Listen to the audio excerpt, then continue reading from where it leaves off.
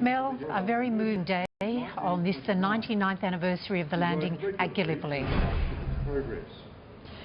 Absolutely, Anne. To stand here and look around and see 25,000 people in silence, all of them reflecting, all of them having their own thoughts, their own memories, it is truly moving. We saw the wreaths being laid, the Duke and Duchess of Cambridge attending today as part of their royal tour of Australia. Now, they've just made their way inside to the War Memorial, where they will lay a floral tribute at the tomb of the unknown soldier. They should be inside for about 30 minutes. That wall of memory is truly one of the most incredible places here at the Australian War Memorial in Canberra.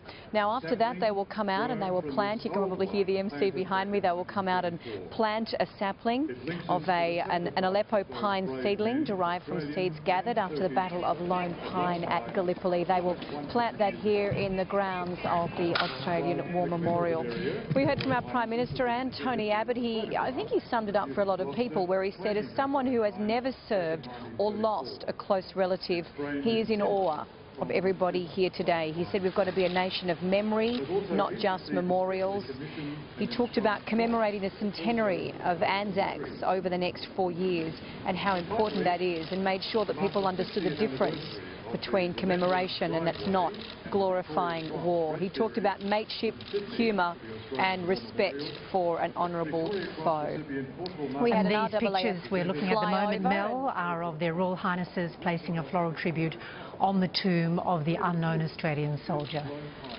And now our Prime Minister, Tony Abbott, and Margie Abbott also paying their respects. And from here they'll be going on to sign the visitors book and meet some very special recipients of the Victoria Cross: Corporal Mark Donaldson, Corporal Daniel Kieran, Corporal Benjamin Robert Smith and Mr Keith Payne.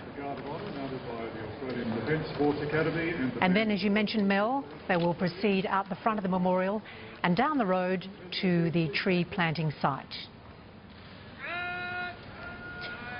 It's been a very solemn, respectful service for our Anzacs in Canberra today, Mel. It certainly has, Anne. I think very fitting. As I say, it is a truly special place here, and numbers well and truly up on last year, which I think will fill many people with a lot of pride.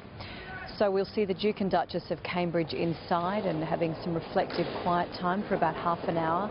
Then the royal tour wraps up, so after that they will make their way out. They're due to leave here just before 1 o'clock.